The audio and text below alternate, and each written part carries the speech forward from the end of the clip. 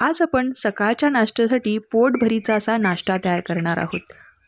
जर तुमच्याकडे थालीपीठाचं पीठ नसेल तर मग हे ज्वारीच्या पिठापासून आणि मोड आलेल्या मुगापासून पौष्टिक असे थालीपीठ तुम्ही नक्की ट्राय करा.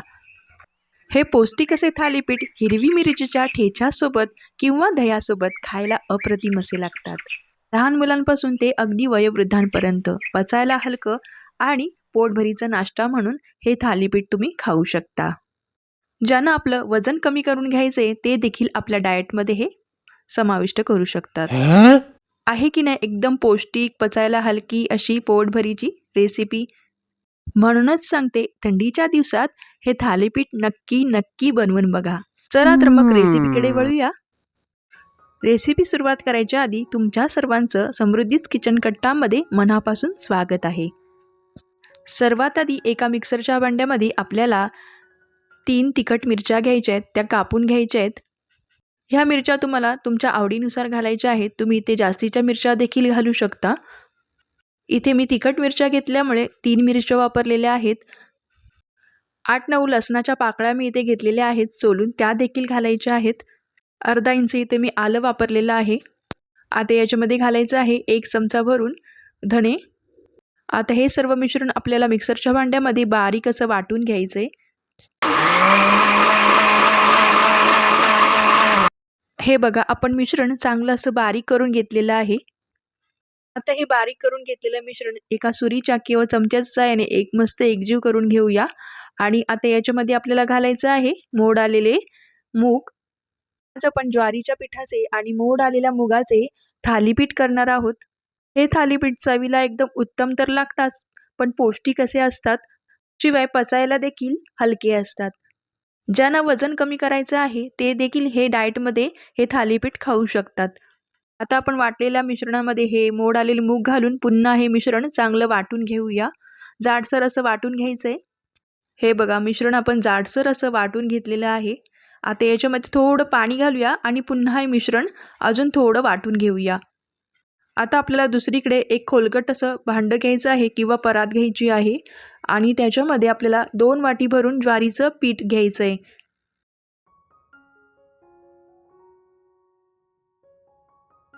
दोन वाटी ज्वारीचं पीठ घेतल्यानंतर इथे मी घेणार आहे अर्धी वाटी गव्हाचं पीठ.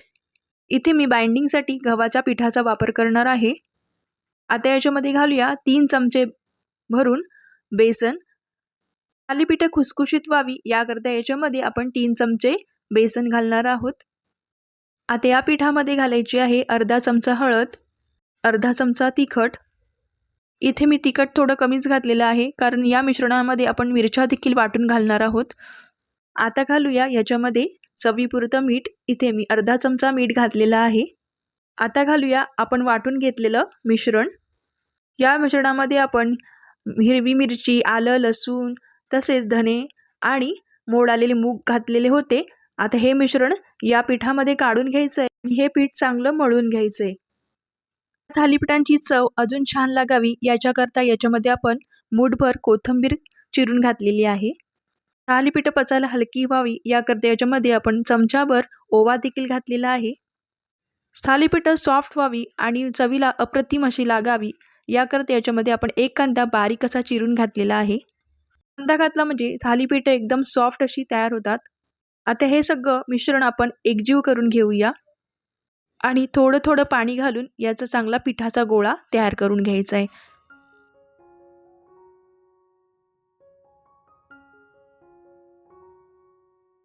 हे बघा, आपण इथे सेमी सॉफ्ट असा पिठाचा गोळा तयार करून घेतलेला आहे. थोडं थोडं पाणी घालत अंदाज घेत पाणी टाकत आपल्याला हा गोळा मळून घ्यायचा आहे आणि लगेचच या पिठाचे आपल्याला थालीपीठ करायला घ्यायचे आहेत, कारण नंतर थोड्या वेळाने हे पीठ थोडं सैलसर व्हायला सुरुवात होते. पहिल्यांदा आपल्याला या पिठाचे गोळे तयार करून घ्यायचे आहेत, म्हणजे आपल्याला थालीपीठ थापणं सोयीस्कर जातं. मी इथे 5 असे मध्यम आकाराचे गोळे तयार करून घेतलेले आहेत. आता आपल्याला इथे एका पोलपाटावर एक कॉटनचा कपडा घ्यायचा आहे आणि तो चांगला ओला करून घ्यायचा आहे, म्हणजे थालीपीठ चांगलं थापलं जातं. पहिल्यांदा कपडा चांगला ओला करून घ्यायचा आहे आणि नंतर एक गोळा घेऊन तो हाताने चांगला मळून घ्यायचा आहे आणि हलक्या हाताने दाब देत आपल्याला थालीपीठ थापून घ्यायचं आहे. थालीपीठ थापण्याच्या आधी आपल्याला पाण्याने हात ओलसर असा करून घ्यायचा आहे. हाताला थालीपीठ चिटकू नये म्हणून हाताला थोडं थोडं पाणी लावत हे थालीपीठ बोटाच्या साहाय्याने चांगलं थापून घ्यायचं आहे. तुम्हाला हव्या त्या शेपमध्ये, हव्या त्या आकारामध्ये पातळ, जाडसर असं ज्या शेपमध्ये आपल्याला हवं आहे त्या शेपमध्ये आपल्याला थालीपीठ थापून घ्यायचं आहे. सुरुवातीला बोटाने थापल्यानंतर आपल्याला हाताच्या कडेने आपल्याला हे थालीपीठ हलक्या हाताने थापून घ्यायचे आहेत. म्हणजे जे काही बोटाचे शेप थालीपीठावरती आलेले होते ते निघून जातील. तुम्हाला हव्या त्या पातळ, जाडसर अशा साईजमध्ये हे थालीपीठ थापायचे आहेत. तुम्ही ते बघू शकता. मस्त असं पातळसर असं थालीपीठ रेडी झालेलं आहे. अशा साईजची 2 थालीपीठ खाल्ल्यानंतरच आपलं पोट भरून जातं. त्याच्यामुळे सकाळच्या नाश्त्याला अशी जर तुम्ही थालीपीठं बनवलीत तर नक्कीच पोटभरीचा आणि पौष्टिक असा नाश्ता तुमचा होऊन जाईल. या थालीपीठाला आपण मधोमध आणि बाजूने 3-4 होल करून घेणार आहे. म्हणजे थालीपीठ पटकन असं भाजलं जातं. एकीकडे थालीपीठ थापत असताना दुसरीकडे आपल्याला गॅसवर तवा गरम करत ठेवायचा आहे. तवा गरम झाला की याच्यामध्ये आपल्याला चमच्याभर तेल सोडायचं आहे आणि ते चांगलं पसरून घ्यायचं आहे. आता या गरम झालेल्या तव्यावर आपल्याला हलक्या हाताने हे थालीपीठ सोडायचं आहे आणि दोन्ही बाजूनी खरपूस असं भाजून घ्यायचं आहे. भाजताना आपल्याला गॅसची फ्लेम ही मिडियमच ठेवायची आहे.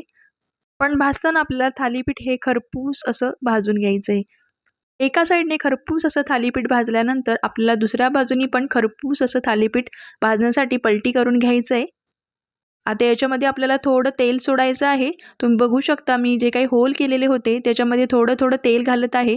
म्हणजे हे थालीपीठ चांगले भाजले जातील आणि साईडने पण थोडं आपल्याला तेल सोडायचं आहे. अशा पद्धतीने आपल्याला दोन्ही बाजूनी हे थालीपीठ खरपूस असं भाजून घ्यायचं आहे.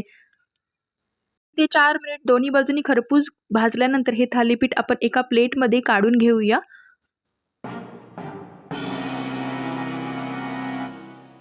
अशा पद्धतीने आपल्याला सगळी थालीपीठं अशीच थापून घ्यायची आहेत आणि मीडियम फ्लेमवरती आपल्याला दोन्ही बाजूनी खरपूस अशी भाजून घ्यायची आहेत. म्हणजे खाण्यासाठी तयार होतील पौष्टिक अशी, पचायला हलकी ज्वारीच्या पिठाची आणि मुगाची थालीपीठं. मी सगळी थालीपीठं चांगली खरपूस अशी भाजून घेतलेली आहेत. तुम्ही इथे बघू शकता थालीपीठाचा कलर देखील किती सुरेख असा आलेला आहे. इथे मस्त अशी थालीपीठं तयार झालेली आहेत. ही थालीपीठं लोणच्यासोबत, दह्यासोबत किंवा मिरचीच्या खरड्यासोबत खायला एकदम भारी लागतात. मस्त अशी थालीपीठं तयार आहेत. यातलं एक थालीपीठ तुम्हाला मी तोडून दाखवते. किती सॉफ्ट आणि खमंग अशी थालीपीठं तयार झालेली आहेत. Oh yeah. सकाळच्या नाश्त्यासाठी किंवा टिफिनसाठी मस्त अशी रेसिपी आहे. रेसिपी एकदा बनवून बघा आणि मला कमेंटमध्ये नक्की सांगा कशी झालेली आहे. आणि ही थालीपीठं अजून छान व्हावी याकरता तुम्ही याच्यामध्ये काय काय घालता हे पण मला कमेंट करून नक्की सांगा. रेसिपी आवडली असेल तर एक लाईक नक्की करा आणि चॅनलला जर सबस्क्राईब केलं नसेल तर नक्की सबस्क्राईब करा. चला तर मग भेटूया पुन्हा नवीन रेसिपीसोबत.